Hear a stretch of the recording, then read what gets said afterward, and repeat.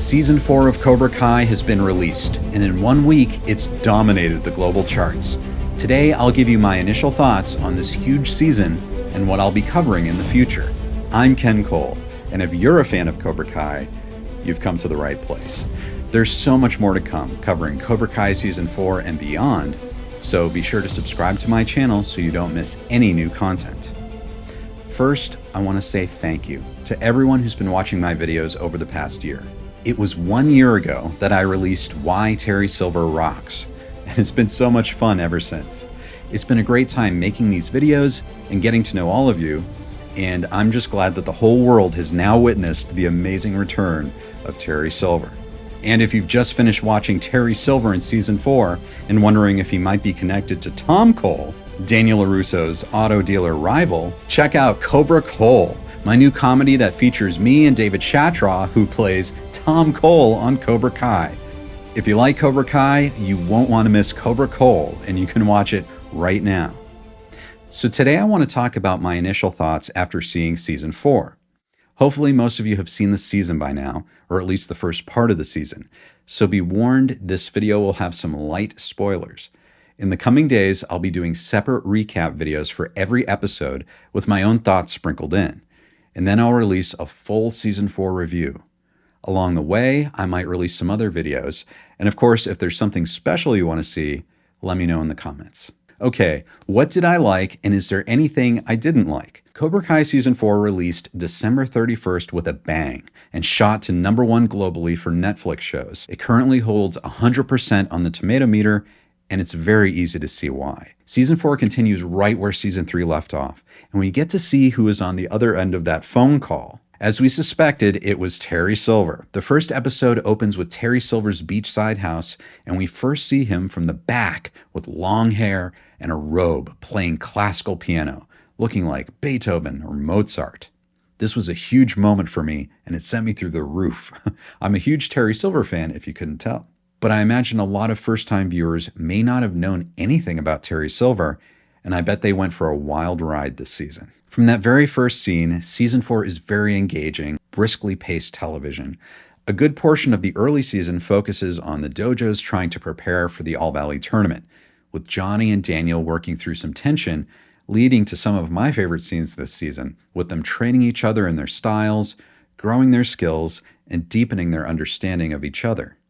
That hockey scene comes to mind when Johnny goads a hockey player into fighting Daniel. Great stuff. I also thought this season was a great showcase for the younger actors and their characters. The new character, Kenny, great name, is a standout.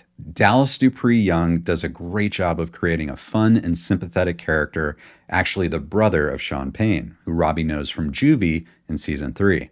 A nice mentorship develops between Robbie and Kenny as Kenny turns to Cobra Kai to defend himself from bullies, including Anthony LaRusso. Griffin Santopietro gives an effective performance in a much bigger role this season, which turns the tables on who many would expect to be the bully. Una O'Brien does an amazing job playing Devin, a new character that Johnny recruits from the debate team. There are some great Dimitri scenes with Gianni Decenzo giving a very strong performance. His character's really grown since the first season. For Jacob Bertrand fans, Eli/Hawk attempts to discover his true self this season, though it seems like we don't spend quite as much time with the character this go-round. Sam stays the same in some ways and grows in other ways, and I enjoyed the scenes where she gained a new perspective on karate and life from Johnny. On the other side of the rivalry, I really like how Tory's given more dimension this season in her scenes with Robbie, and also surprisingly, Amanda. While Sam has no interest in calling a truce with Tory, it's kind of refreshing to see Amanda reach out and try to help Tory, even though it makes Sam upset. And it's even more fascinating that Kreese is the one to prompt it. Speaking of Kreese, this season we see a little bit of vulnerability, a little bit of mercy, you could say, as he reaches out to Amanda and also later in the season towards Johnny and Tory. We can see that he's not 100% evil and he's doing what he thinks is right. You might also say that Kreese makes some misjudgments, especially when it comes to awakening the dragon that is his old friend, Terry Silver. Now, I won't give too much away in this video, but it's enough to know that when John Kreese approaches Terry Silver, Terry seems to have settled into a normal life and isn't interested in helping with Cobra Kai. But Kreese, being who he is, can't resist poking the fellow Cobra, and soon enough, Terry's back. And he really seems sane and normal for a while.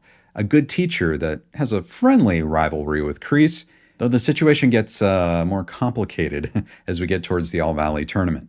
And that tournament is a lot of fun this time, very well executed and spanning the last 2 episodes of the season. If you liked the All Valley tournament in season 1, this really takes things to the next level, with great matchups and fight choreography and a story twist in the tournament rules.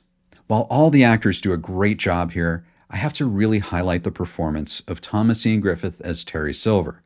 Coming back to the role after 33 years, he, along with the writers, take the character from a seemingly mellow lifestyle and give him quite a colorful journey.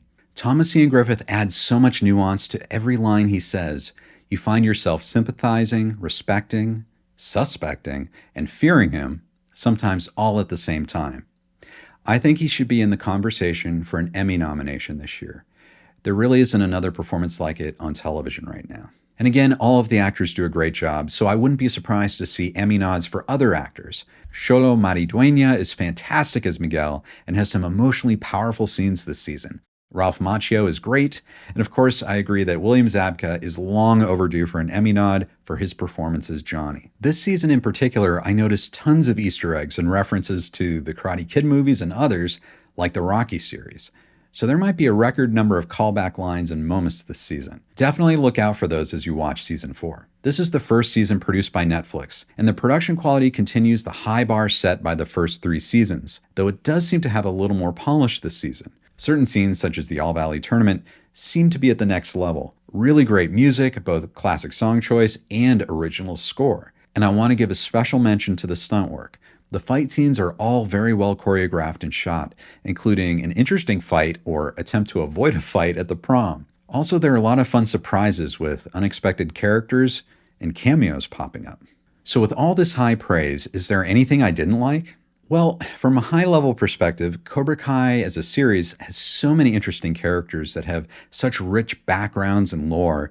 It does feel like there isn't time to really dig into all of the characters the way we'd like. It's 10 half-hour-ish episodes, and sometimes we get one scene with a certain character where we could benefit from even 2 or 3 scenes. There's definitely enough material to support longer or more episodes for sure, though don't get me wrong, the writers make it all work very well, and it moves at a fast pace.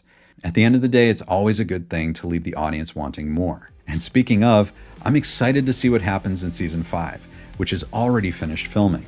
I'm wondering what may be in store for many of the characters following the explosive outcome of season 4. So coming up, I'll be doing recaps of every episode, culminating in a full review of season 4. Be sure to subscribe and join the discussion in the comments. What did you think of season 4? Also, check out some of my other videos, including Cobra Kai right here. See you next time.